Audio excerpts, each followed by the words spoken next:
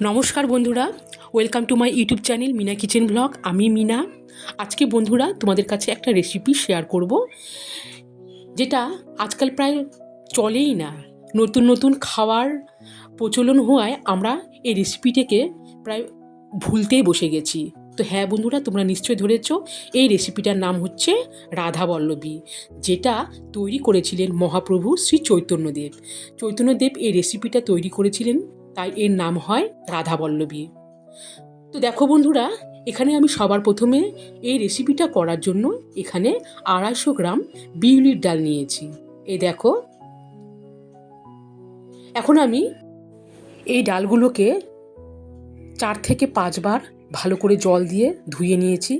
ধুয়ে নেওয়ার পর দেখো বন্ধুরা, আমি প্রায় 3 থেকে 4 ঘন্টা এই ডালগুলোকে জলে ভিজিয়ে রেখেছিলাম। এরপরে দেখো বন্ধুরা, আমি এই ডালগুলোকে একটা মিক্সচার মেশিনে দিয়ে দিলাম।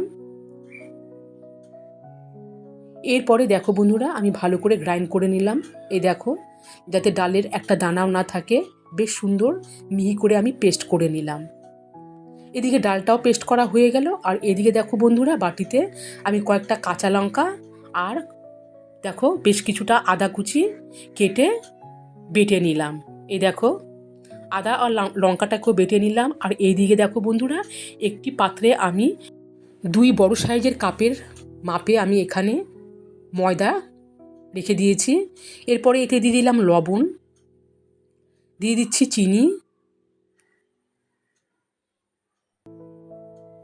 1 চামচ দিয়ে দিচ্ছি আদা আর লঙ্কার পেস্ট, এরপরে দিয়ে দিচ্ছি সাদা তেল, প্রায় 2 চামচের মতো আমি সাদা তেল দিয়ে দিলাম। আর দিয়ে দিচ্ছি এখানে দেখো বন্ধুরা, বিউলির ডালের পেস্টটাও দিয়ে দিলাম।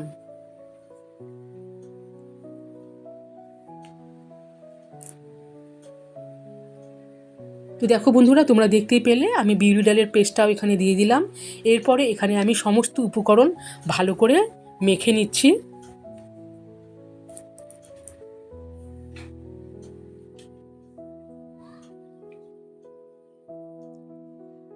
তো দেখো বন্ধুরা, আমি কিন্তু আগে থেকে জল দিইনি, সমস্ত কিছু উপকরণগুলো কিন্তু আমি ভালো করে এভাবে মেখে নিয়েছি। এই দেখো, মাখতে মাখতে বেশ সুন্দর একটা ঝরঝরে ভাব হবে। এই দেখো, তো এরপরে দেখো বন্ধুরা, আমি কিন্তু এখন অল্প অল্প করে জল দিয়ে আমি এখন মেখে নিব, আগে থেকে জল দিব না। এই দেখো বন্ধুরা, আর এতে কিন্তু জলের পরিমাণটা কিন্তু খুব বেশি হবে না, অল্প জল দিয়ে আমি এখন এই উপকরণগুলোকে ভালো করে মেখে নিব।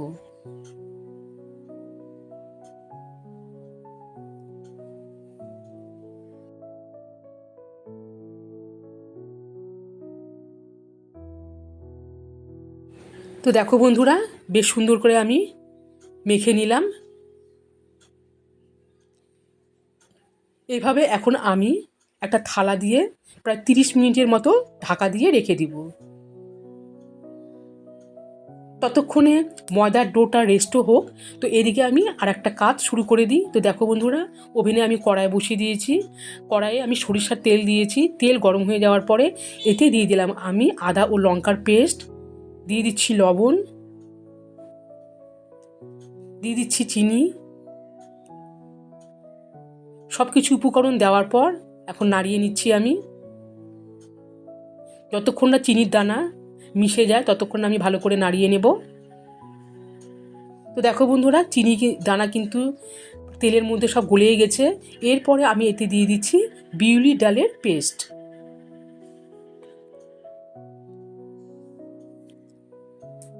এভাবে আমি আস্তে আস্তে সব বিউলি ডালের পেস্ট দিয়ে দিলাম। ডালের পেস্ট দেওয়ার পরে এখন আমি নাড়িয়ে নিব।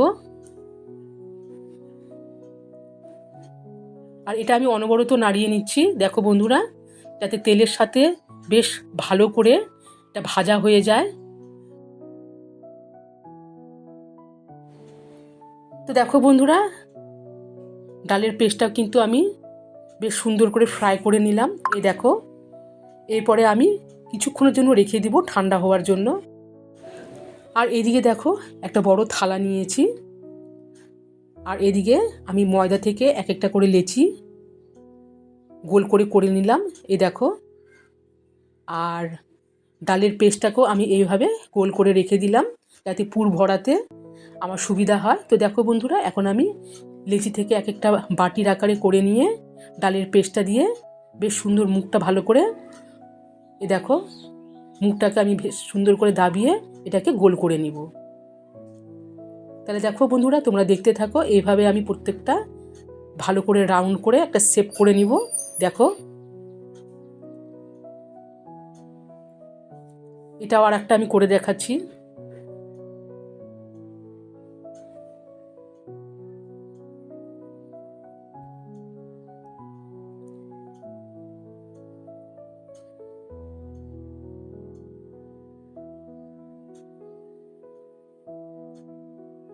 তাহলে আমার সমস্ত কিছুই এটা করা হয়ে গেল। এই দেখো বন্ধুরা,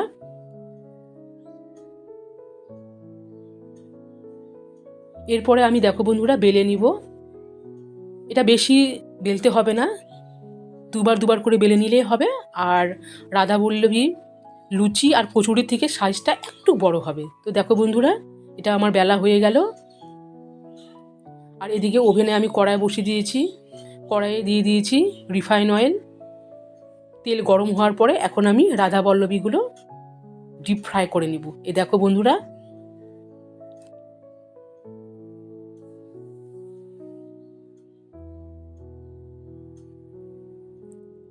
তো দেখো বন্ধুরা, একটা কিন্তু হয়েই গেছে। এই দেখো, এটা আমি এখন নামিয়ে নিচ্ছি।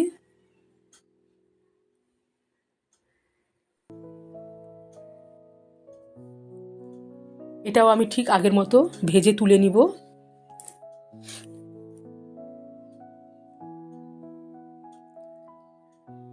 তো বন্ধুরা, তোমরা তো জানোই রাধাবল্লভী বেশ তোমরা ছোলার ডাল বা ছোলা বাটোরা দিয়েও তোমরা পরিবেশন করতে পারো। তো আমি আর কিছুই করার টাইম হলো না আমার, তো রাধাবল্লভীটাকেই তোমাদের কাছে শেয়ার করলাম। আশা করছি আমার এই রেসিপিটা তোমাদের অবশ্যই ভালো লাগবে। আর তোমরা যদি বাড়িতে করো অবশ্যই কিন্তু ছোলা বাটোরা বা ছোলার ডাল দিয়ে বেশ সুন্দর করে পরিবেশন করতে পারো। তো দেখো বন্ধুরা, এটাও হয়ে গেল। এরপরে আমি দেখো বন্ধুরা সার্ভ করে তোমাদের কাছে নিয়েও আসলাম। এই দেখো, আর আশা করছি তোমাদের অবশ্যই আমার এই রেসিপিটা ভালো লাগবে। আর নতুন বন্ধুদের কাছে একটাই রিকোয়েস্ট, প্লিজ আমার এই চ্যানেলটিকে তোমরা সাবস্ক্রাইব করে দিয়ে পাশে থেকো।